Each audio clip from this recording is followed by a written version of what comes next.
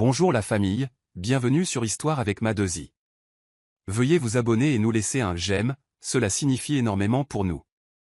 Partagez également cette vidéo avec vos amis et vos proches et activez les notifications de publication pour ne pas manquer nos futures vidéos. Merci de le faire. Installez-vous confortablement et détendez-vous alors que nous plongeons dans l'histoire. Fiona serrait la petite boîte en velours dans sa paume alors que la porte d'embarquement commençait à appeler les passagers par rangées de sièges. À l'intérieur se trouvaient les boutons de manchette en argent préférés de Bradley, ceux qu'il avait portés le soir de leur mariage. Elle avait passé les dernières semaines à planifier méticuleusement cette surprise, chronométrant sa visite autour de sa conférence d'affaires internationale. Son cœur battait la chamade, mêlant nervosité et excitation, alors qu'elle imaginait l'expression stupéfaite sur son visage. Il me fera tournoyer et m'embrassera comme au bon vieux temps, se chuchota-t-elle. Les derniers mois avaient paru distants. Bradley avait été occupé, plus silencieux, trop absorbé par le travail. Mais Fiona croyait que l'amour avait juste besoin d'un effort intentionnel. C'est pourquoi elle avait traversé 21 heures de fuseaux horaires et d'océans pour raviver cette flamme. Elle sourit à cette pensée. Après tout, les surprises étaient son langage d'amour. Le long vol fut calme, à l'exception du bourdonnement des moteurs et du tintement occasionnel des couverts du chariot repas. Fiona était assise près du hublot, regardant les nuages et faisant défiler des photos d'eux ensemble.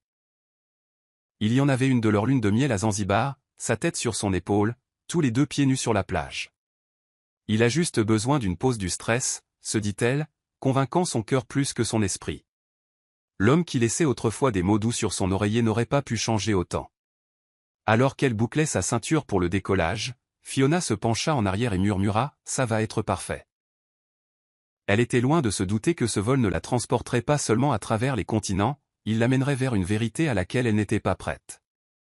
Quelques heures après le début du vol, alors que les lumières de la cabine s'étaient tamisées et que le sommeil enveloppait la plupart des passagers, Fiona finit par s'endormir.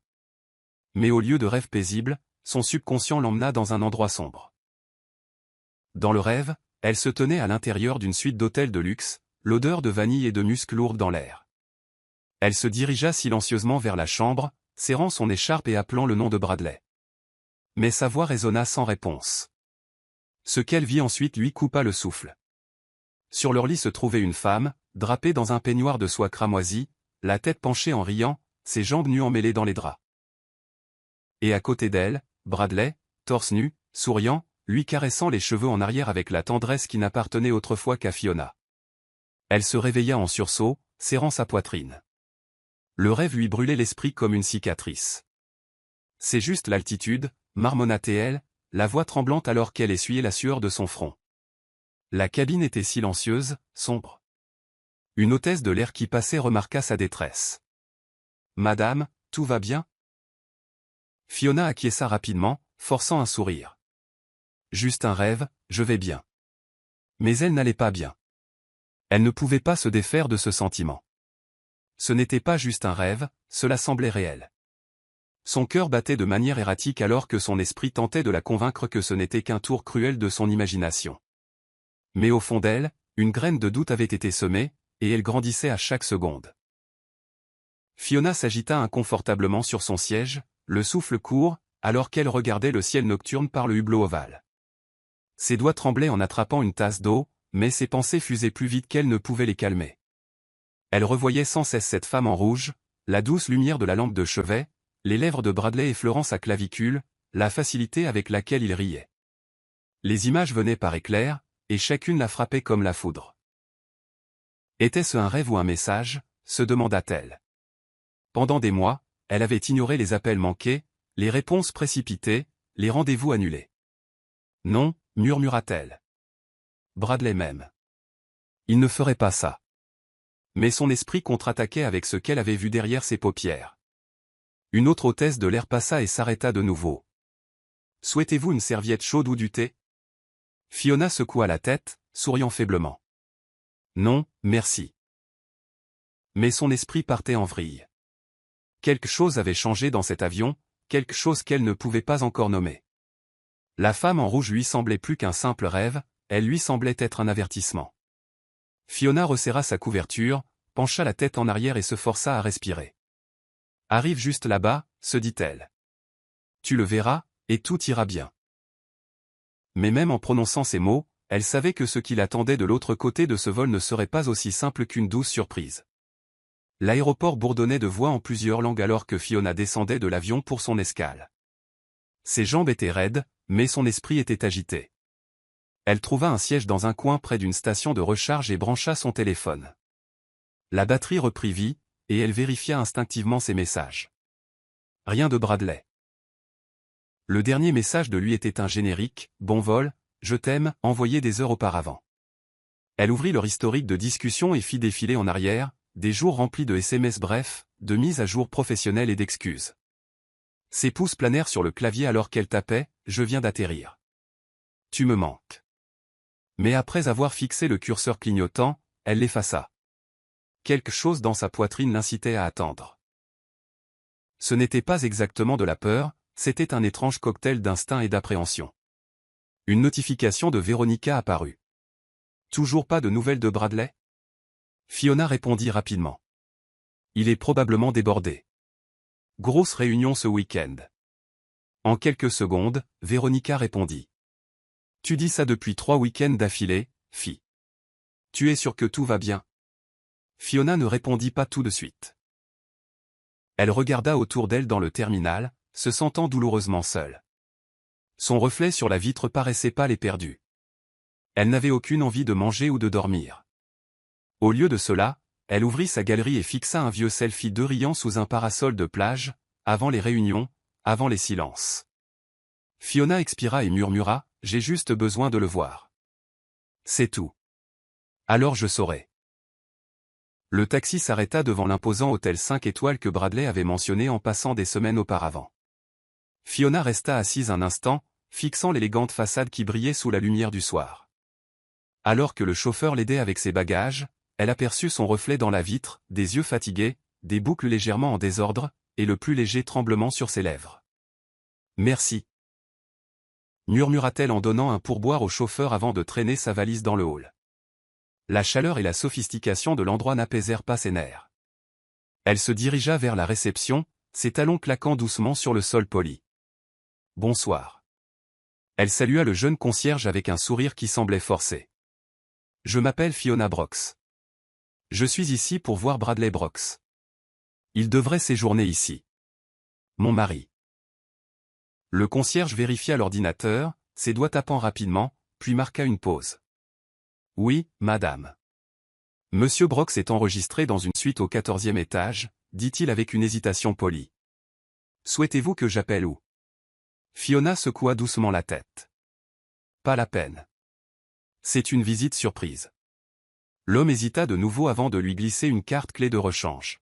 « Bien sûr, chambre 1412. » Il y avait quelque chose d'indéchiffrable dans ses yeux, quelque chose qui noua l'estomac de Fiona. Alors qu'elle entrait dans l'ascenseur, ses mains serraient fermement la sangle de son sac à main. Chaque étage qui s'illuminait semblait plus lourd que le précédent. Son cœur battait plus vite, mais son visage restait calme. Il ne s'agissait plus de paranoïa. Il s'agissait de réponse. Lorsque les portes de l'ascenseur s'ouvrirent au 14e étage, Fiona entra dans un couloir qui sentait le linge frais et le luxe. Tout était trop calme, trop stérile, comme un endroit qui retenait son souffle. Elle marcha lentement, comptant les numéros en passant. 1404, 1406, 1408. Ses chaussures chuchotaient contre la moquette. Elle atteignit le 1412 et resta là un long moment. La carte clé tremblait légèrement dans sa main. « Respire, Fiona » murmura-t-elle. Elle glissa la carte, le voyant vert clignota, et la porte s'ouvrit d'un déclic. Ce qui l'accueillit n'était ni le chaos ni la trahison qu'elle craignait, ni l'étreinte qu'elle désirait. C'était l'immobilité, une pièce si parfaite qu'elle semblait mise en scène. Le salon était immaculé. Des roses blanches fraîches se dressaient dans un vase en cristal sur la table. Une légère odeur d'agrumes flottait dans l'air. Le lit était soigneusement fait. Les rideaux étaient tirés. Les roulettes de sa valise cliquèrent une fois alors qu'elle la faisait rouler à l'intérieur. Elle ferma la porte derrière elle, le verrou s'enclenchant comme un seau. C'était trop calme. Fiona erra dans la chambre, cherchant des signes, des taches de rouge à lèvres, des bagages supplémentaires, un verre de vin de trop. Mais rien n'était déplacé. Ses yeux scrutaient chaque détail, mais son esprit restait troublé. Il est propre, marmonna-t-elle. Trop propre. Puis son regard s'arrêta sur le coin de la pièce, sur une commode, un tiroir légèrement ébréché sur le bord, contrairement aux autres. Il était verrouillé. Fiona pencha la tête. Pourquoi verrouillerait-il un tiroir dans une suite d'hôtels? Fiona resta immobile pendant plusieurs minutes, le genre d'immobilité qui survient lorsque l'esprit est trop submergé pour diriger le corps. Ses yeux s'attardèrent sur le lit, les chaises, la serviette pliée sur le porte-serviette de la salle de bain. Tout paraissait trop immaculé, trop préparé. Pas de désordre, pas de chaussettes jetées négligemment ni de chemise froissée, juste une perfection clinique. Un flacon d'eau de Cologne se dressait sur la coiffeuse, à côté d'une montre en argent qu'elle avait offerte à Bradley pour leur dernier anniversaire.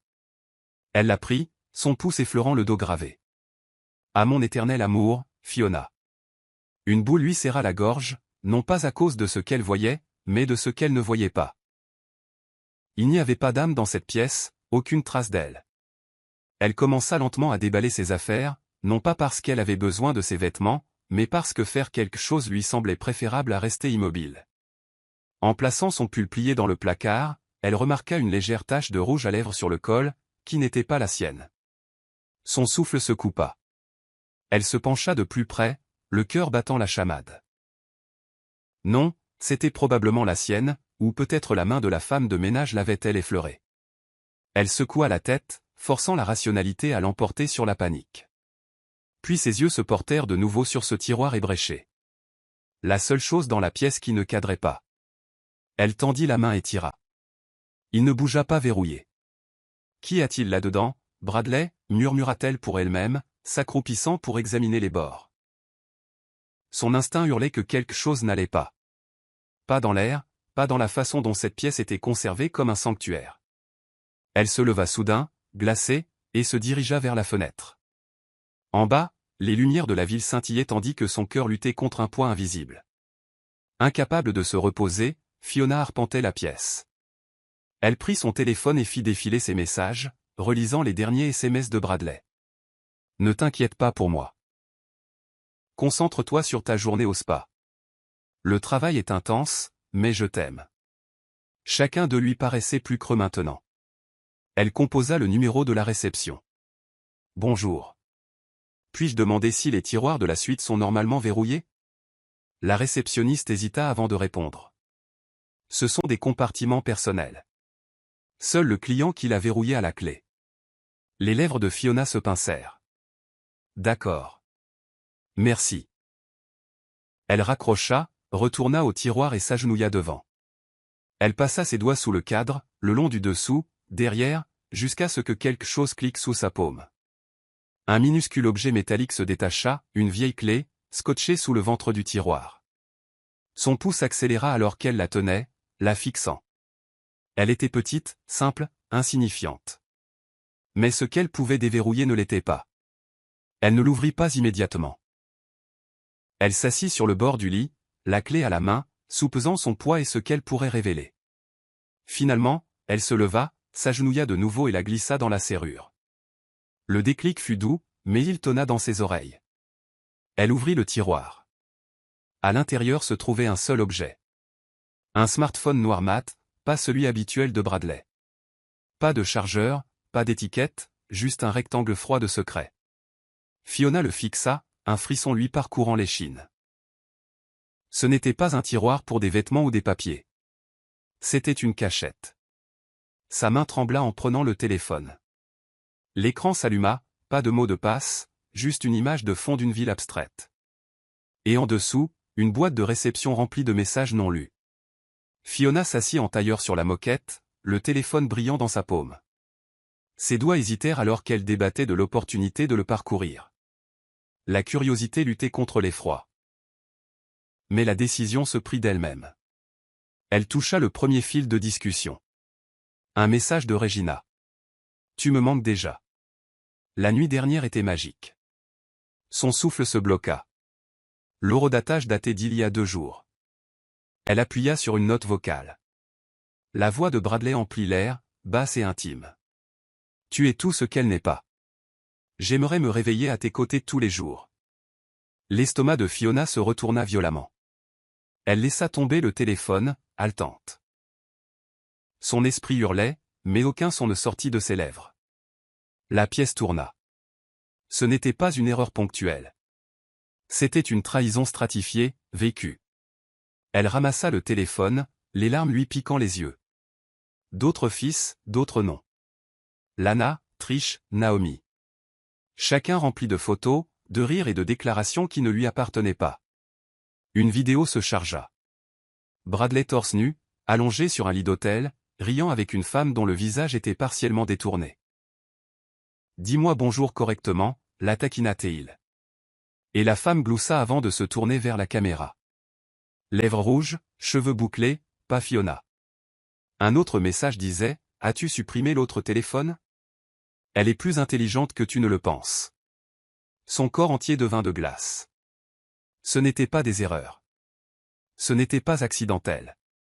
C'était planifié, entretenu, caché comme de la pourriture derrière du papier peint. Fiona laissa tomber le téléphone sur les draps. Ses mains couvrirent sa bouche alors que la vérité hurlait silencieusement dans ses os. Elle n'était pas venue surprendre son mari. Elle était venue découvrir un homme qu'elle n'avait jamais vraiment connu. Fiona se ressaisit en tapant sur un autre fil de messages, le cœur battant comme un tambour de guerre.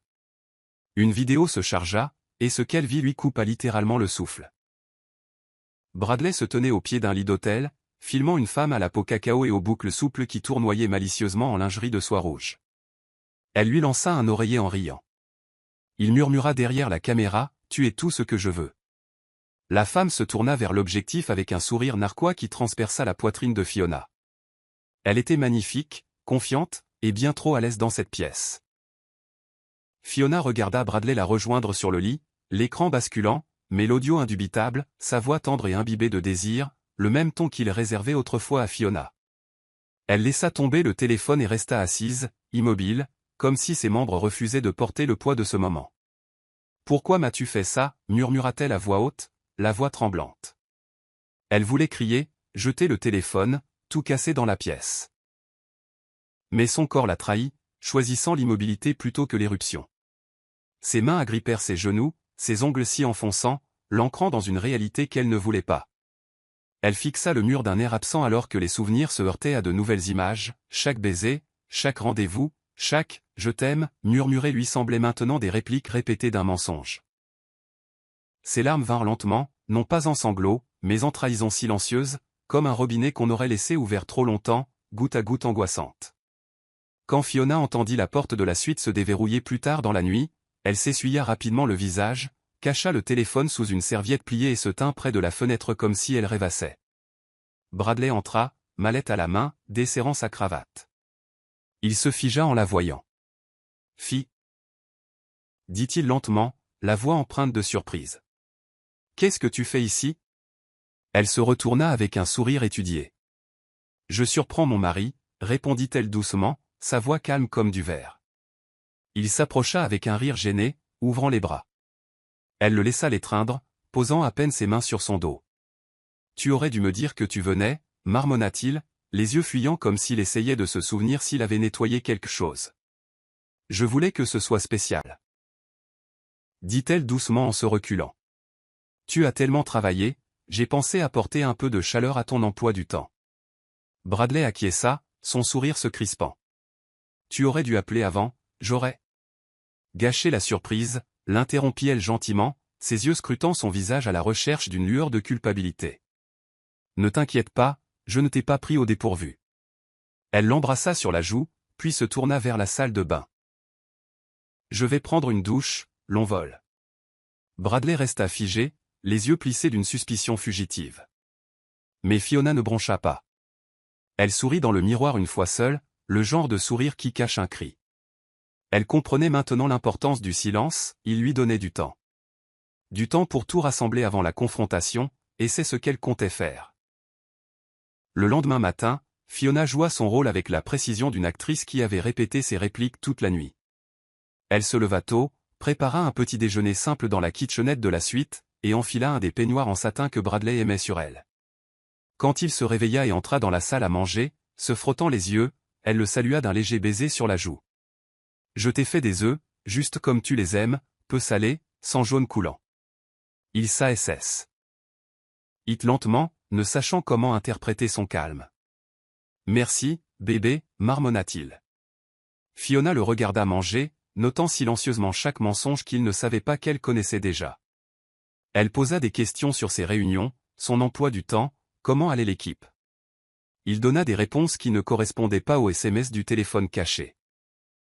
Quand il partit pour la journée, prétextant des réunions consécutives jusqu'au soir, Fiona attendit exactement 10 minutes, puis sortit à nouveau le téléphone prépayé. Elle parcourut d'autres fils de discussion, chacun la faisant se sentir moins comme une épouse et plus comme une spectatrice de sa propre histoire d'horreur. Elle écouta une autre note vocale. C'était encore Bradley qui chuchotait, elle est tellement naïve. Je n'arrive pas à croire qu'elle pense encore que nous sommes amoureux. Fiona pinça les lèvres, la mâchoire serrée. Elle n'était plus naïve, elle était calculatrice. Elle ouvrit le carnet de la suite et commença à noter des détails, date, nom, message. Chaque mot qu'elle écrivait la rendait plus forte. Si Bradley avait tissé sa toile de mensonges au fil du temps, elle utiliserait le même temps pour le démasquer, lentement, silencieusement et complètement. Fiona était assise dans le fauteuil de la suite, le téléphone prépayé sur ses genoux. Ses mains bougeaient avec un calme étrange alors qu'elle rédigeait un message dans l'une des discussions, celle intitulée « Regina ». Le ton était aguicheur, désinvolte, « Tu me manques déjà, revoyons-nous bientôt ». Elle marqua une pause avant d'envoyer, imitant le style de Bradley. En quelques secondes, 3 points apparurent. Regina répondit, « Que s'est-il passé ? Je pensais qu'elle n'arrivait que la semaine prochaine. » L'estomac de Fiona se noua, mais elle répondit rapidement. Elle est arrivée à l'improviste, agaçant, mais elle partira bientôt. Le message suivant de Regina glaça Fiona. Assure-toi qu'elle ne trouve pas l'autre. L'autre quoi? Les doigts de Fiona hésitèrent. Ce n'était pas juste une liaison. Il y avait quelque chose d'autre, de plus profond, de caché. Elle posa le téléphone et regarda dans le vide, le cœur battant la chamade de confusion. Qui était Regina? Depuis combien de temps était-elle impliquée? Et que voulait-elle dire exactement par « l'autre » ?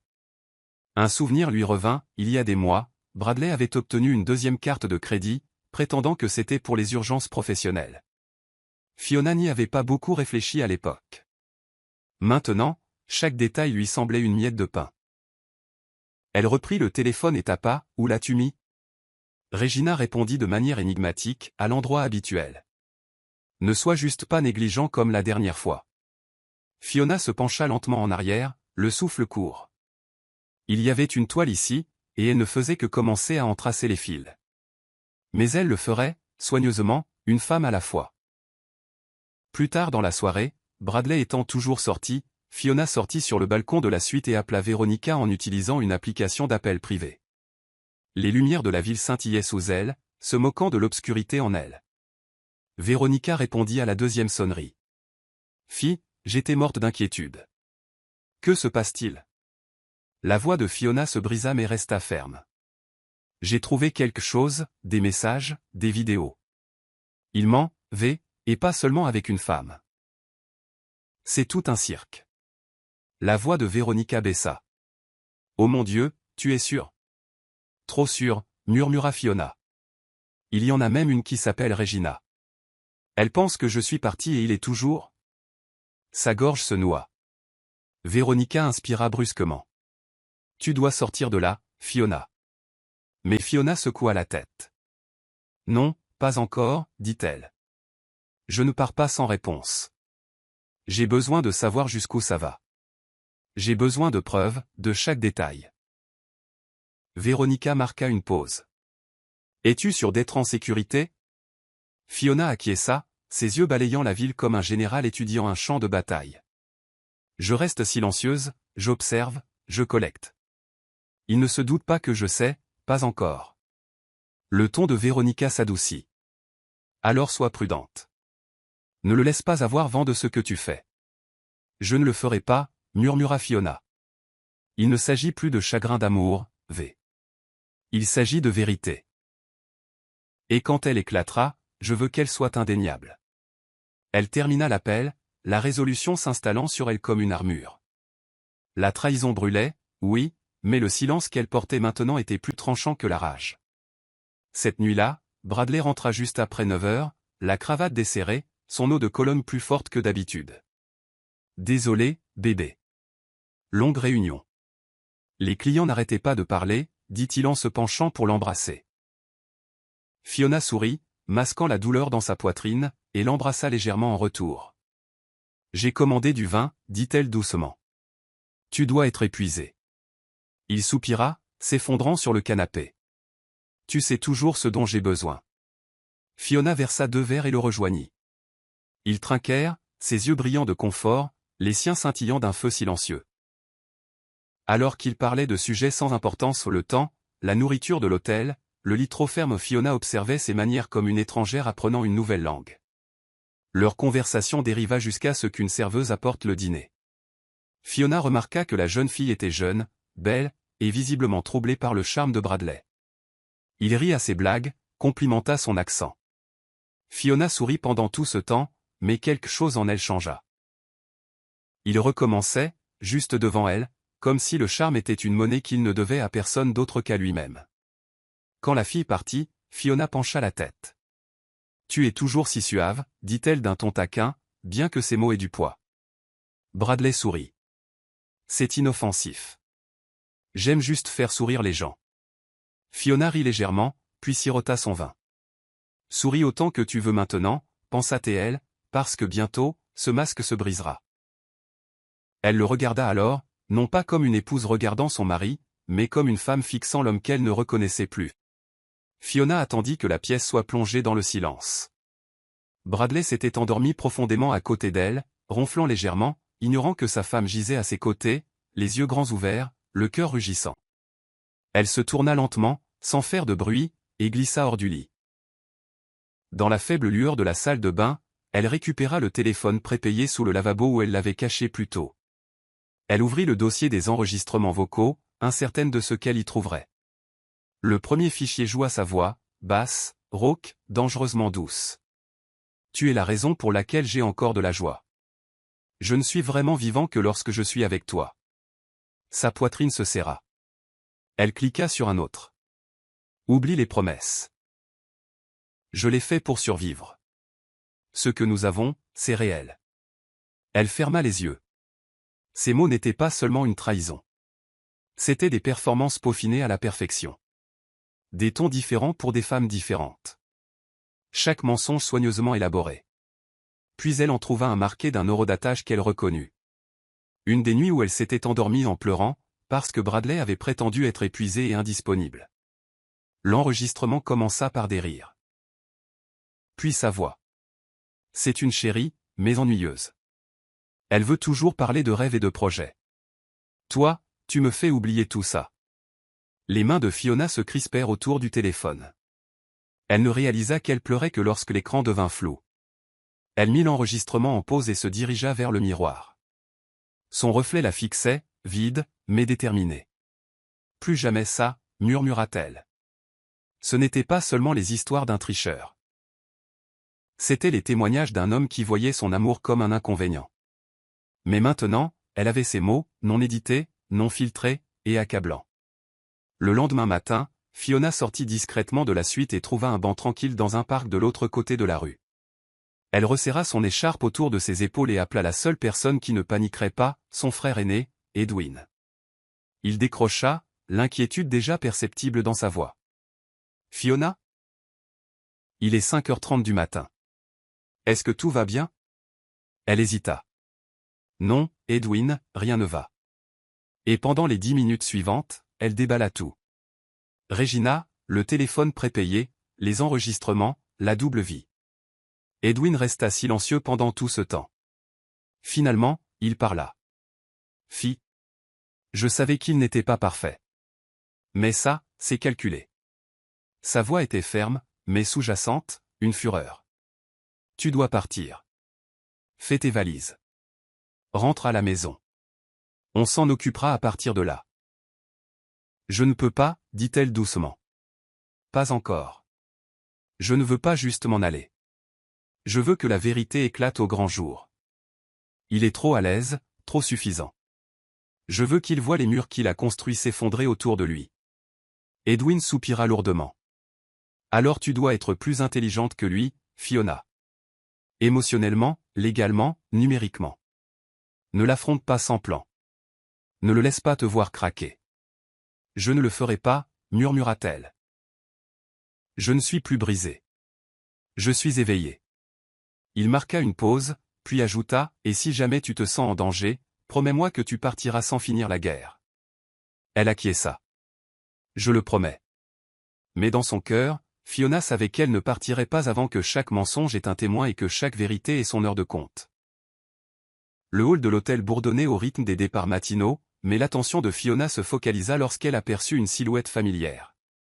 Regina, grande, élégante et confiante, vêtue d'un chemisier crème fluide rentrait dans un pantalon taille haute. Elle se déplaçait comme quelqu'un qui savait qu'elle était à sa place. Fiona se cacha derrière un arrangement floral, le cœur battant la chamade. Regina échangea un bref sourire avec la réceptionniste, qui la salua comme une vieille connaissance. Elle est venue ici plus d'une fois, pensa Fiona, la fureur bouillonnant sous sa peau. Elle regarda Regina accepter une carte clé, qui ne correspondait pas au numéro de suite de Bradley. Alors elle avait sa propre chambre, ou celle d'un autre homme. Un autre mensonge? Fiona la suivit à distance, se glissant dans un taxi derrière le sien et demandant au chauffeur de la suivre prudemment. Regina sortit à un café tranquille du centre-ville et se glissa dans une banquette d'angle. Fiona entra quelques instants plus tard et prit une table 2 rangées derrière, à l'ombre d'une plante. Elle commanda un thé qu'elle ne boirait pas, ses yeux fixés sur la femme qui tenait sans le savoir des morceaux de sa vie en ruine.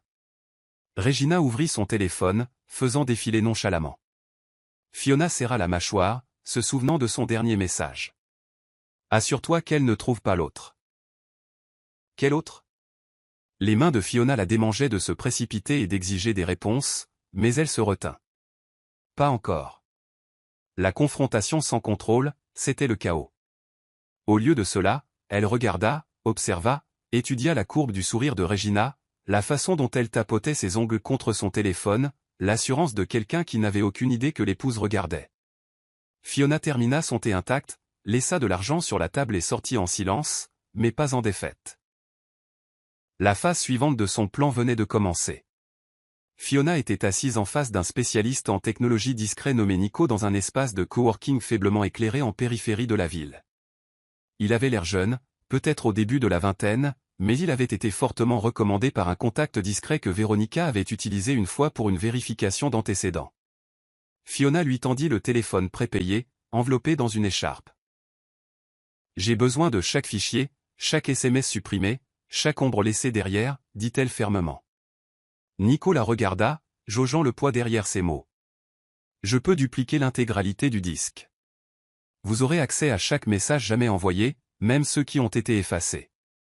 Mais une fois que nous aurons ouvert ça, vous pourriez ne pas aimer ce que vous trouverez. Fiona le regarda dans les yeux. Je n'aime déjà pas, il acquiesça et brancha l'appareil. L'écran vacilla, des flots de dossiers cryptés défilant sur le moniteur. Les doigts de Nico volaient sur le clavier alors qu'il marmonnait, mince, votre mari a été bien occupé. Ce qui se déroula au cours de l'heure suivante fut bien pire que ce que Fiona imaginait. Pas seulement des messages, mais des relevés financiers, des virements bancaires, des reçus d'hôtel, et un compte cloud crypté contenant des centaines de fichiers. Des mémos vocaux de différentes femmes, étiquetés par nom. Des conversations entre Bradley et un certain Danton, un nom que Fiona ne reconnaissait pas, discutant de paiement pour acheter le silence et la tenir à l'écart. Sa gorge se serra.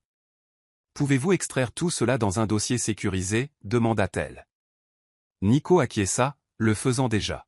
« Vous voulez aussi une copie imprimée ?» Elle acquiesça de nouveau, sa voix presque inaudible. Elle resta assise, figée, alors que Nico affichait un fil de messages entre Bradley et une femme listée uniquement comme « R ». Ne faisons pas la même erreur qu'avec Angela, lisait-on dans le message. Fiona cligna lentement des yeux, son pouls battant la chamade. Angela, un nom qu'elle n'avait jamais entendu, mais qui avait du poids. Il y avait des couches à cette trahison, des couches qu'elle ne faisait que commencer à éplucher. Ce soir-là, Fiona étala les documents imprimés sur le bureau de la suite d'hôtel.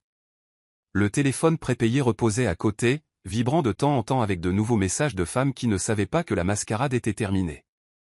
Fiona nota chaque nom sur un bloc-notes, traçant des lignes comme un enquêteur criminel. Regina, Lana, Naomi, Elise, Jasmine, et puis Angela. Celle-là n'avait pas de photos, juste des références. Elle l'entoura de rouge. Un réseau se formait. Certaines femmes étaient récentes, d'autres plus anciennes, leurs messages archivés comme des trophées. Mais la découverte la plus accablante fut un dossier caché de vidéos, certaines avec des visages, d'autres avec seulement des voix. Fiona en regarda une, son cœur se fendant alors que Bradley promettait à une femme qu'elle serait toujours la seule. Elle reconnut le même ton, le même sourire narquois, la même maudite pose avant ses mensonges. Il maîtrisait cela comme un script. Elle se laissa retomber sur sa chaise, épuisée mais pas brisée. Ce n'étaient pas des liaisons impulsives, c'était un système. Certaines femmes avaient des carrières liées à l'entreprise de Bradley. Un message révéla même que Bradley avait promis à une femme un poste à l'étranger en échange de son silence. Un autre parlait d'un enfant. Fiona se figea à cela. Un enfant. Elle ne pouvait pas encore le confirmer, mais son instinct se tordit. Ce n'était plus de l'infidélité, c'était de la manipulation, de l'exploitation. Une série de femmes entraînées dans l'orbite de Bradley et jetées lorsqu'elle posait trop de questions. Elle se leva, les bras enroulés autour d'elle, fixant son reflet dans la fenêtre. « Tu as bâti un empire de mensonges, murmura-t-elle, mais je vais m'assurer que tu le regardes s'effondrer. » La force dans sa voix ne tremblait plus. L'épouse qui était autrefois venue le surprendre avait disparu. Ce qui restait, c'était une femme qui connaissait le pouvoir d'une vengeance silencieuse. Fiona ne pouvait plus attendre. Elle créa une nouvelle identité en utilisant un numéro prépayé et contacta Regina sous le couvert d'une recruteuse de mode de luxe. Le message était simple, nous recherchons des ambassadrices confiantes pour notre lancement exclusif. Vous nous avez été fortement recommandés. En quelques minutes, Regina répondit avec intérêt. Une conversation s'ensuivit. Fiona posa des questions stratégiques, lieu, marque préférée, événements précédents, puis glissa une sonde douce. Voyagez-vous souvent pour le travail ou plutôt pour la compagnie? La pause fut plus longue cette fois. Regina répondit, ça dépend de qui demande. Certaines personnes ne sont pas ce qu'elles disent être. La poitrine de Fiona se serra. Avait-elle compris? Elle insista davantage. L'homme qui vous a référé, il a dit que vous gériez les choses discrètement. Monsieur B. Brox? La réponse suivante la frappa comme une gifle. Ce n'est pas votre terrain de jeu, ma belle. Qui que vous soyez, restez en dehors des affaires qui ne vous concernent pas, puis bloquez. Fiona resta figée. Elle était allée trop loin, trop vite. La façade s'était fissurée un instant et Regina l'avait percée à jour. Fiona jura à voix basse. Elle avait sous-estimé la conscience de Regina, son contrôle. Elle jeta le téléphone sur le lit et se tint près de la fenêtre, l'esprit en ébullition. Cette erreur lui coûta l'effet de surprise, mais pas la guerre. Cela signifiait seulement que Regina était plus qu'une maîtresse, elle était aussi une stratège. Fiona savait maintenant à quoi elle avait affaire, et la prochaine fois, elle ne tendrait plus de pièges par SMS. Elle observerait d'un endroit où Regina ne la verrait pas venir. Fiona passa la journée suivante à orchestrer la phase finale de sa guerre silencieuse. Utilisant le téléphone prépayé et ses preuves imprimées, elle rédigea de faux SMS imitant le ton de Bradley, invitant à la fois Regina et une autre maîtresse, Naomi, à un dîner privé pour discuter de projets futurs. Elle réserva un coin isolé dans un restaurant haut de gamme au nom de Bradley, demandant l'intimité pour des affaires sensibles.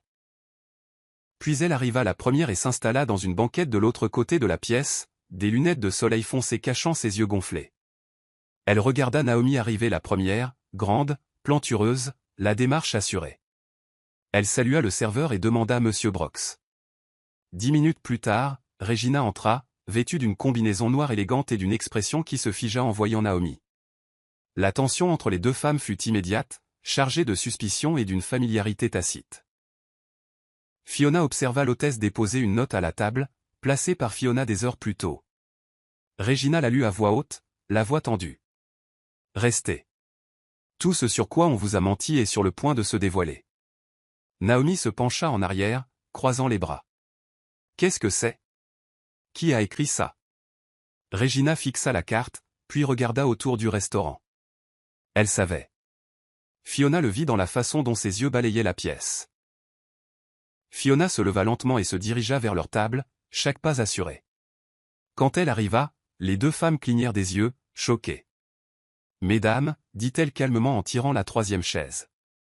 Je pense que nous devrions parler. » Naomi parut confuse, mais la mâchoire de Regina se serra. « Vous êtes sa femme, siffla-t-elle. Fiona acquiesça.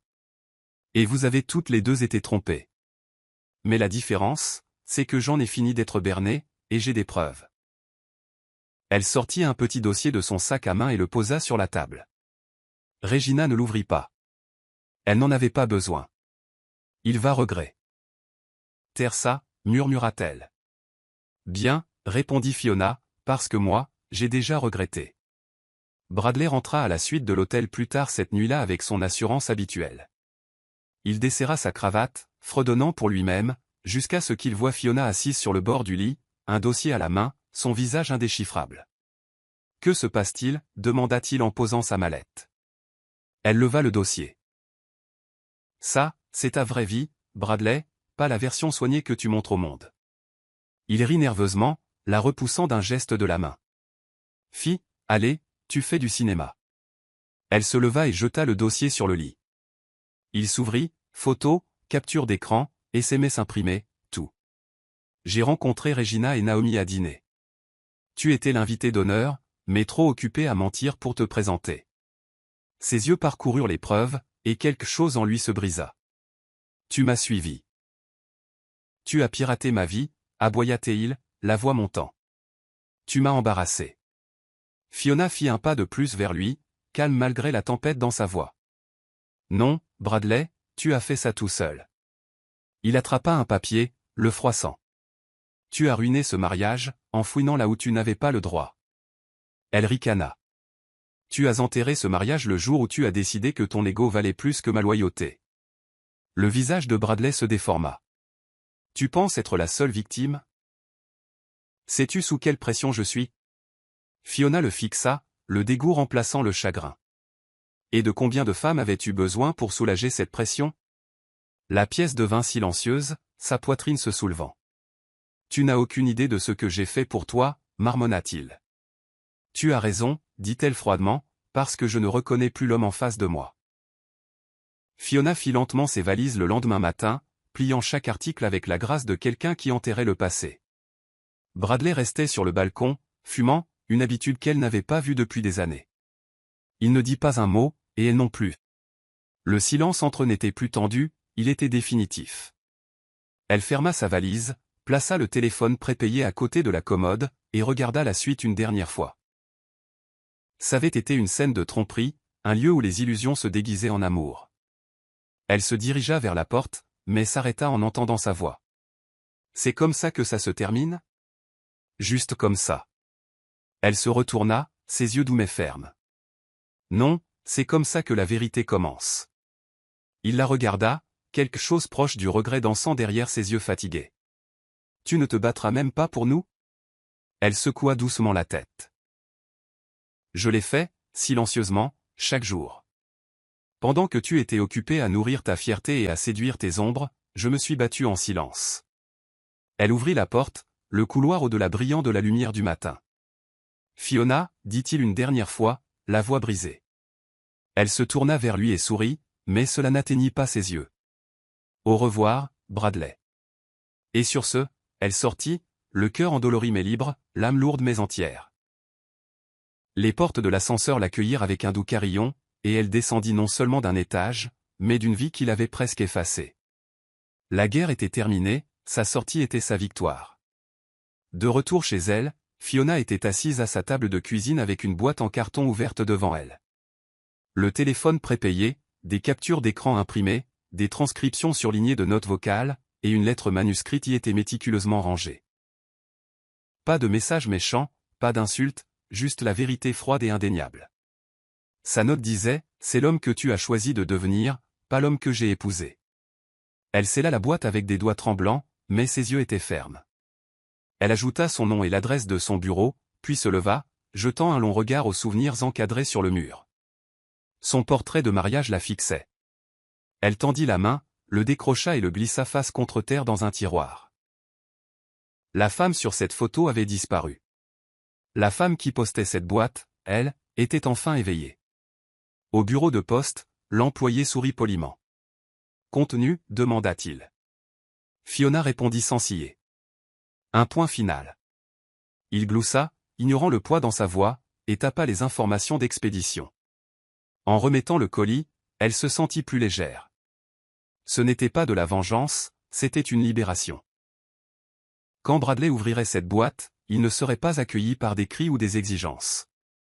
Il ferait face à un reflet soigné de ses secrets, mis à nu, un miroir des dégâts qu'il avait causés.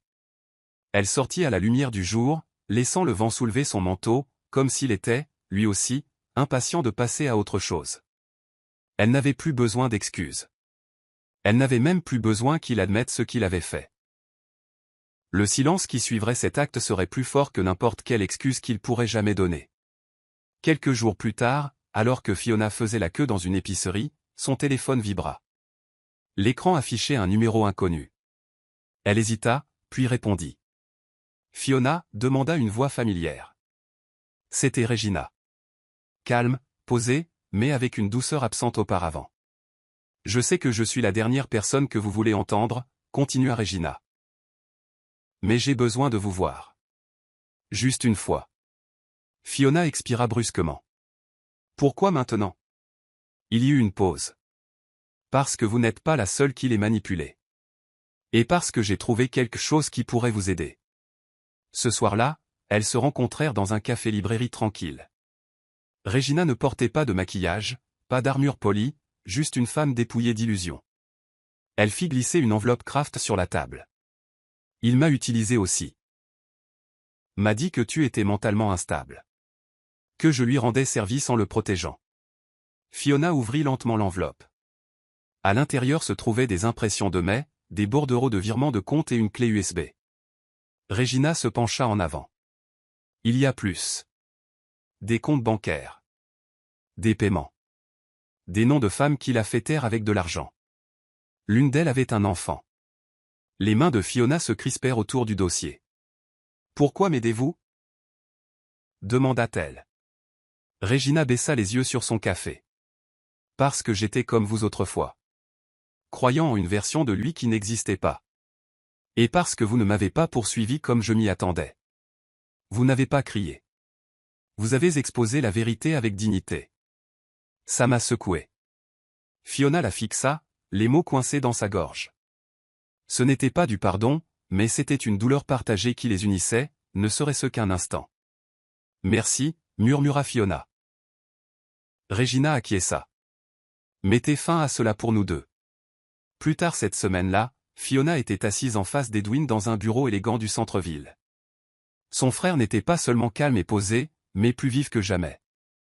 Les preuves que Regina lui avait données étaient empilées entre eux, à côté des propres dossiers de Fiona.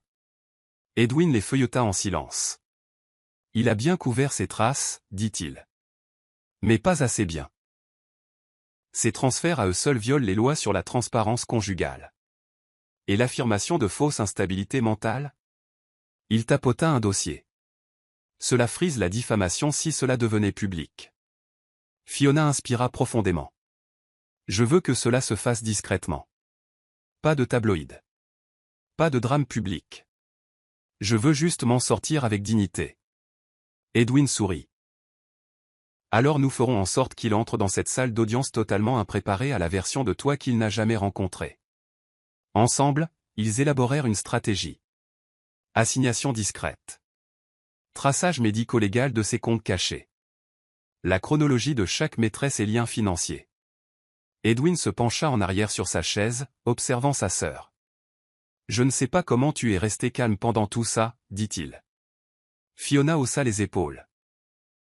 Parce que le feu brûle bruyamment. Mais la glace? La glace est silencieuse, et elle coupe plus profondément. Il sourit, fier et peiné. Tu es plus forte que tu ne l'as jamais été, fille. Elle attrapa le dossier intitulé « Angela ». J'ai besoin de la retrouver, murmura-t-elle. Quelque chose chez elle ne me semble pas normal. Edwin acquiesça. Nous le ferons. En se levant pour partir, Fiona ressentit quelque chose qu'elle n'avait pas ressenti depuis des semaines. Elle était ancrée. La tempête n'était pas passée, mais elle n'était plus à sa merci. Maintenant, c'était elle qui dirigeait le vent.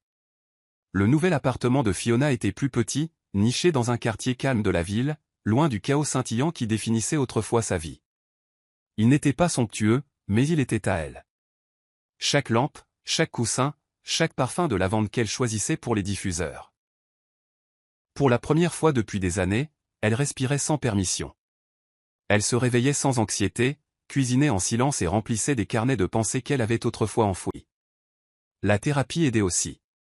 Sa conseillère, une femme bienveillante nommée Edesua, ne la pressait jamais. Il ne s'agit pas de guérir d'un coup, dit-elle lors d'une séance. Il s'agit de reconquérir chaque morceau, chaque souffle, un moment à la fois. Fiona avait acquiescé silencieusement, une larme coulant sur sa joue. C'était exactement ce qu'elle faisait, reprendre sa vie en main, non pas par de grands gestes, mais par des pas constants et discrets. Un après-midi, sur son balcon, elle arrosait la petite plante qu'elle avait fait pousser à partir d'une bouture. Sa thérapeute appelait cela symbolique.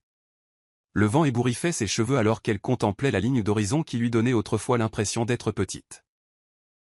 Maintenant, elle paraissait gérable. Elle envoya un SMS à Edwin avec une photo de la plante. « Elle n'est pas encore morte, répondit-il. Tout comme toi, elle prospère. » Elle sourit. Même Véronica, qui appelait tous les vendredis soirs sans faute, n'arrêtait pas de dire « J'entends taper dans ta voix maintenant. » Fiona ne parlait presque plus de Bradley. Non par douleur, mais par choix. C'était un chapitre clos. Les papiers du divorce étaient en cours de finalisation discrètement, comme elle le voulait. Elle n'avait pas besoin de crier sa renaissance. Le calme qu'elle portait maintenant était plus fort que n'importe quel cri aurait pu l'être. C'était un après-midi pluvieux lorsque Fiona se réfugia dans une librairie pour échapper à la bruine. Elle flânait nonchalamment, ses doigts effleurant les dos des livres, jusqu'à ce qu'un titre attire son attention.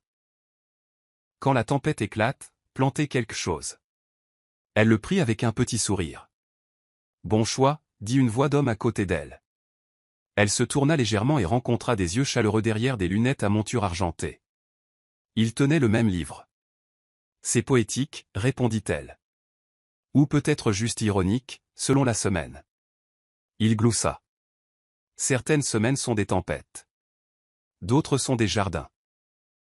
Ils s'appelaient Martin, et leur conversation coula avec l'aisance de vieilles âmes. Ils n'échangèrent pas leur numéro tout de suite. Juste un nom, un sourire, et un hochement de tête partagé autour d'un thé. Ils se revirent une semaine plus tard, involontairement, dans le même rayon. Destin ou habitude, plaisanta Théil. Peut-être les deux, répondit Fiona. Ils parlèrent plus longtemps cette fois. Martin était instituteur, doux avec les mots, prudent avec les questions. Quand il demanda « Guérissez-vous ou vous cachez-vous » Fiona marqua une pause. « Je guéris », dit-elle, non pas comme une déclaration, mais comme une vérité qu'elle avait méritée. Elle ne cherchait pas l'amour. Elle ne cherchait même pas la compagnie. Mais Martin ne la pressait pas. Il ne demandait rien, offrait juste sa présence. Et dans sa présence, Fiona commença à se souvenir que la confiance n'avait pas à être aveugle. Elle pouvait se mériter, lentement, comme une respiration après la noyade. Un soir tranquille, Fiona se blottit sur son canapé avec une tasse de thé Rawabo et son journal. L'appartement brillait d'une lumière dorée de lampe, celle qui donne à tout une impression de paix. Elle feuilleta de vieilles pages, des confessions tachées d'encre, un chagrin versé comme de l'eau, une rage imprimée dans les courbes de l'écriture. Puis elle trouva la page où elle avait écrit sur le rêve dans l'avion.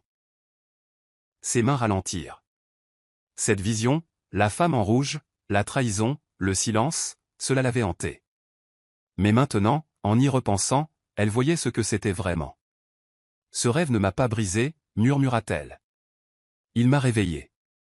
Ses doigts tracèrent les mots. Ce n'était pas une malédiction, c'était un avertissement. Un cadeau enveloppé de feu. Elle sortit sur son balcon, laissant la brise fraîche lui caresser la peau. La vie pulsait d'un rythme tranquille, le bourdonnement de la circulation, le rire d'un enfant au loin. Elle leva les yeux vers le ciel, ne cherchant plus de réponse, offrant seulement sa gratitude. Derrière elle, son téléphone sonna avec un message de Martin. Le coucher de soleil est doux aujourd'hui. Ça va?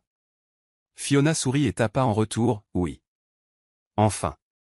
Elle n'avait plus besoin de traverser le monde. Elle n'avait plus besoin de courir après une conclusion. Elle l'avait trouvée à travers le feu, le silence et la vérité. Alors que les nuages se dissipaient et que les derniers rayons du soleil plongeaient derrière les immeubles, Fiona s'enlaça et respira. Profondément, pleinement, librement. Le rêve était terminé, et sa vie réelle, radieuse, reconquise, ne faisait que commencer. Voici la Bible, verset Luc 8, verset 17, NIV. Car il n'y a rien de caché qui ne doive être découvert, ni rien de secret qui ne doive être connu et mis au jour. Ce verset reflète la découverte de Fiona et sa quête silencieuse de la vérité. Il parle du dévoilement divin de la tromperie, et de l'assurance qu'aucun mensonge, aussi soigneusement enfoui soit-il, ne reste caché pour toujours. Morale de l'histoire, le silence ne signifie pas toujours faiblesse. Parfois, c'est la force d'une âme qui se prépare à la clarté. Le parcours de Fiona nous enseigne que la force la plus profonde ne réside pas dans la confrontation, mais dans la maîtrise de soi. La vérité, lorsqu'elle est poursuivie avec une détermination tranquille, démantèle la tromperie plus puissamment que la rage ne pourrait jamais le faire. Son histoire nous rappelle que l'estime de soi ne se mesure pas à l'amour que les autres nous donnent, mais au courage que nous trouvons en nous choisissant nous-mêmes, même lorsque cela signifie s'éloigner de la vie que nous avions autrefois bâtie. C'est la fin de l'histoire. Qu'avez-vous appris de cette histoire? Laissez vos réflexions dans la section des commentaires. Laissez un j'aime, et n'oubliez pas de vous abonner et d'activer les notifications de publication afin d'être averti chaque fois que nous publierons nos prochaines vidéos. Partagez également cette vidéo avec quelqu'un qui pourrait être intéressé.